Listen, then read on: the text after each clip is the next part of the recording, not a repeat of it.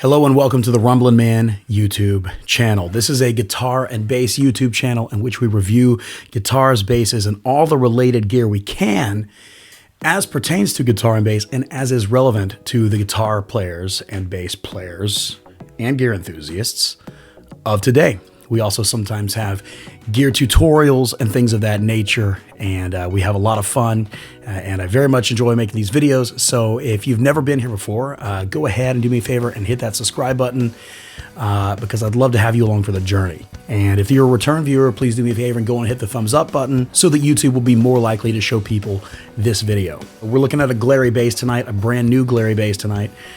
So for a little history, I've reviewed 3 different Glarry basses before. I reviewed the original Glarry GP bass. I reviewed the G-Jazz 1 and the G-Jazz 2. In fact, the G-Jazz 2, also in a white color, I still have, and I haven't struggled with flat wounds, and I actually do use it. And it's a bass I very much like. And tonight, this is my 4th Glarry bass to review. And I want to thank Glarry for sending it out to me. This is the new Glarry Burning Fire bass guitar. Now, here's the difference. I know that if you have really perused Glarry's website and really looked at what all they have to offer, then you've seen this shape before, their guitar that's like this, and you've seen the Burning Fire bass before. But this is actually different because the older version of the Glarry Burning Fire bass is a PJ. This is an HH. In fact, it is, I believe this is Glarry's first double humbucker bass guitar. So tonight what I'm going to do is I'm going to tell you about this bass. I am going to give you kind of a rundown of what's on it. We're also going to be taking a look at this Glarry bass guitar amplifier, and here's why we're going to do that. While you can currently get the old Burning Fire bass, just the bass, right now the double humbucker version only comes in a package with the amp, all right? But it's a pretty darn good deal because you get the bass, the amp, and some accessories, and a little gig bag, all for about $160. With most other brands, you can't even get a whole bass for $160, much less a bass and an amp, okay? So what is it you need to know tonight? Are we gonna listen to it? Yes, we're gonna do demos. I'm gonna let you hear how these pickups sound, let you hear how the amp sounds. So I'm gonna tell you everything that I think you need to know when considering getting this bass guitar.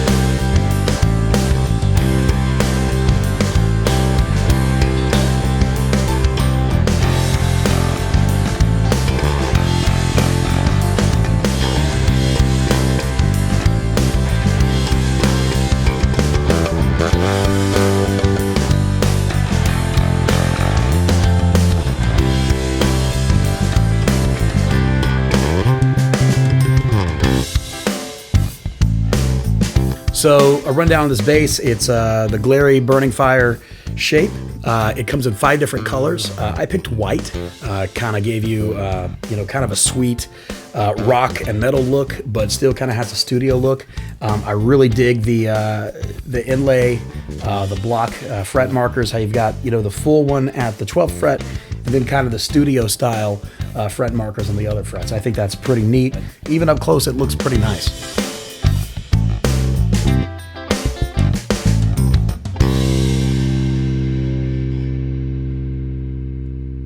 Now the body, though it feels nice, it is made of basswood, which is a cheaper wood. Now a lot of people are going to correct me and say it's basswood, it's basswood. I don't care. I'll say every word in the entire dictionary the way I want to say it. So it's a basswood body.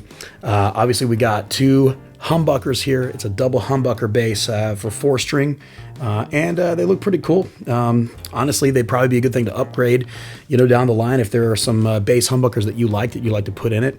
Be a good upgrade. Controls, we have volume, tone. So from a control standpoint, it works like a jazz bass. I love that they did black hardware on this. I think that's really cool. And kind of what I have found over the last couple of years, looking at Glarry products, is their hardware isn't bad.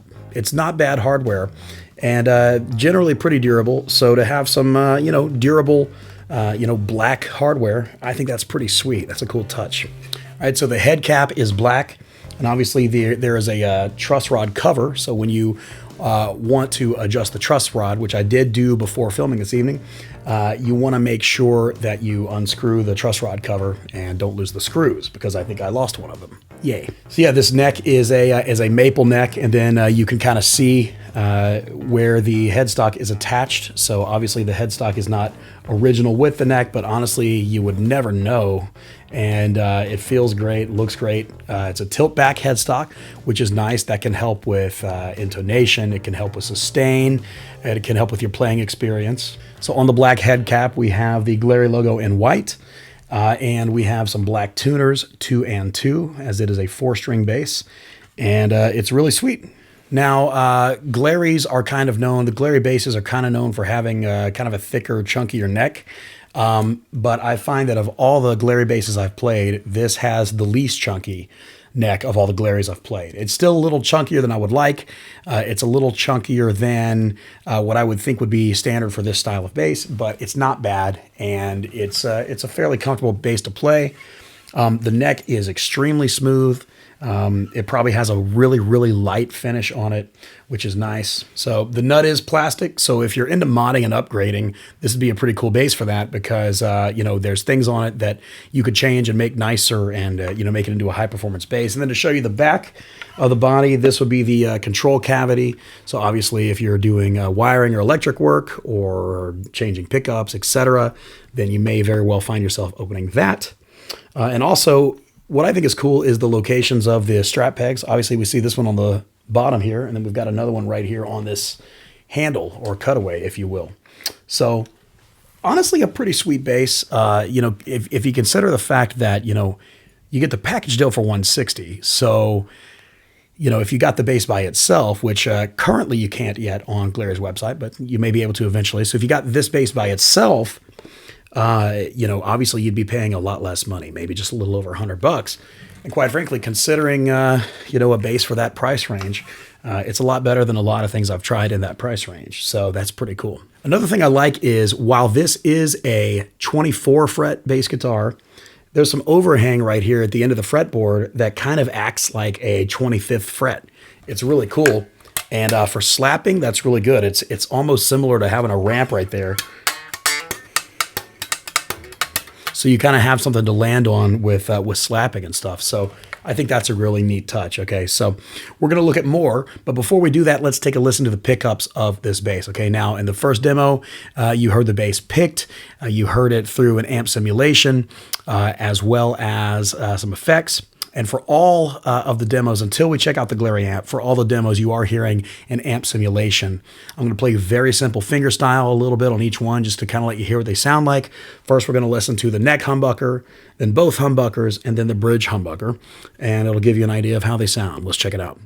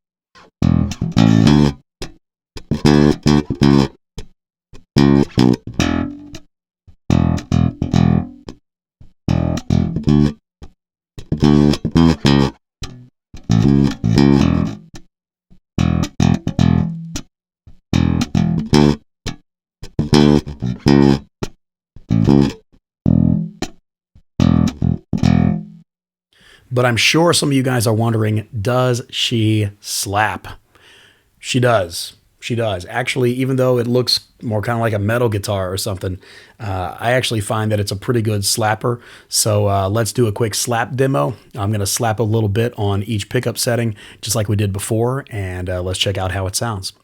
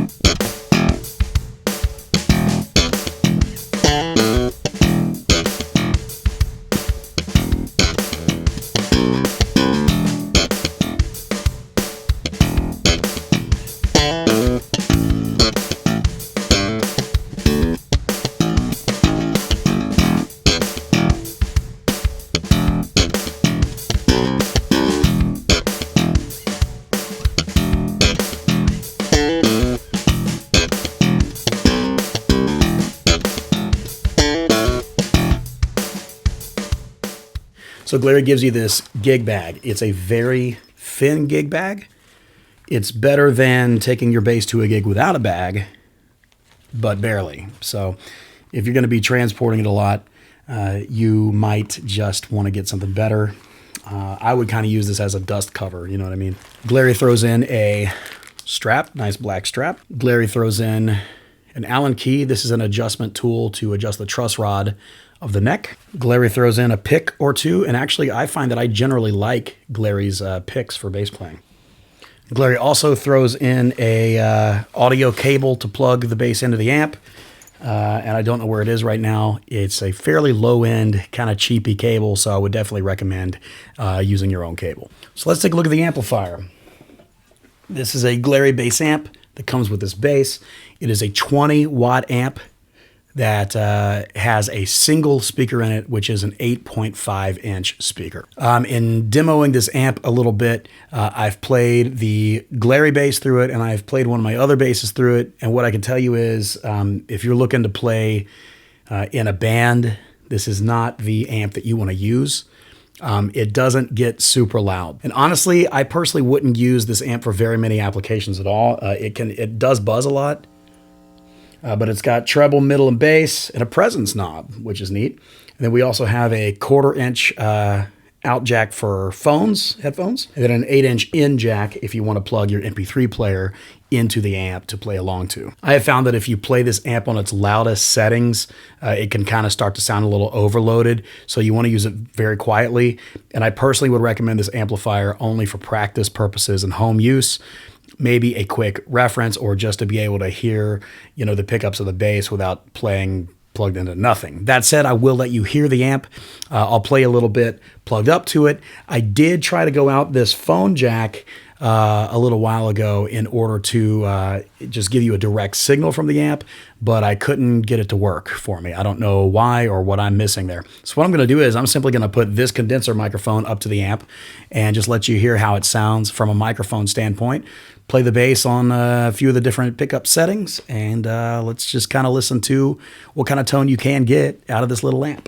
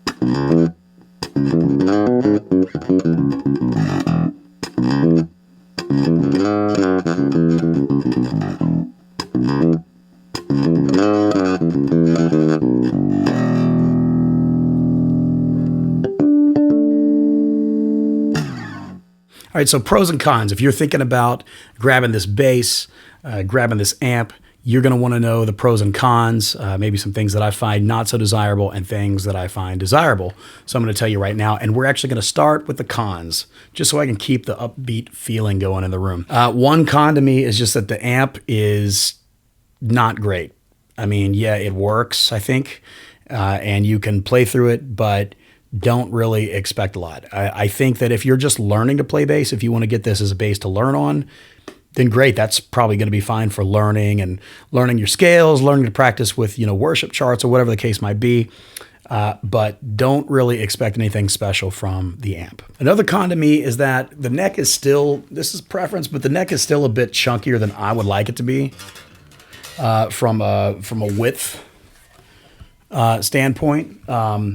It's just thicker than I would like it to be. Not as thick as the other Glarry basses I've tried, but this style of bass, like a rock bass like this, they usually have real thin, real fast necks. Like if you get like a Schecter, you know what I mean? They usually have real thin necks.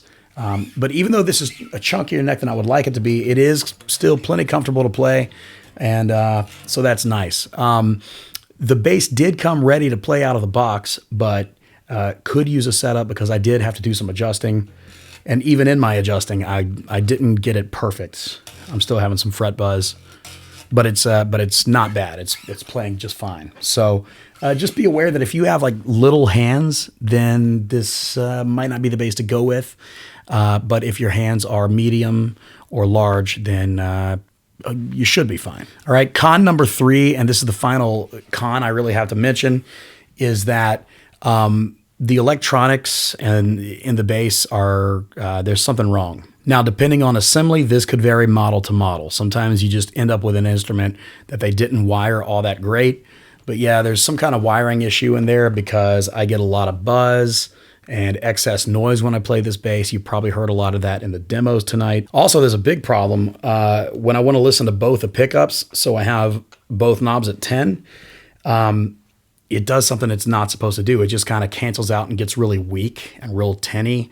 And I know that it's not supposed to do that. So I actually have to roll the volume knob of the front pickup off a little bit in order to hear the two pickups together as they should be.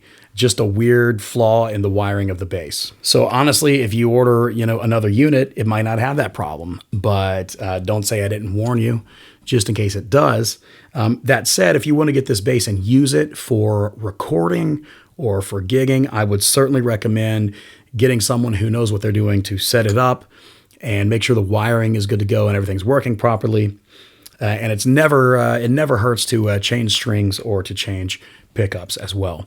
So those are my cons for you. Pros is that for the price point, I'm actually fairly impressed with the build quality of the bass. Now, it's cheap wood, but the neck, other than being a little chunky for my preference, the neck feels fine, feels good. Also, the fretwork is nice on this one.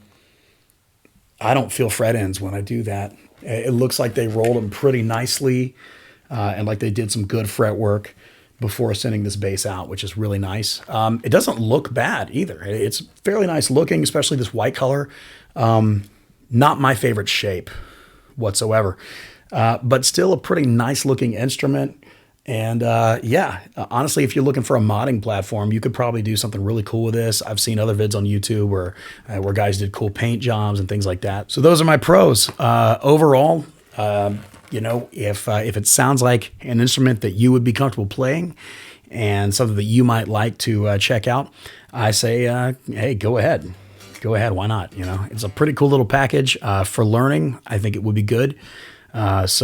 Yeah, that's my review of the new Glarry Burning Fire bass guitar and amp package, double humbucker. Pretty sweet.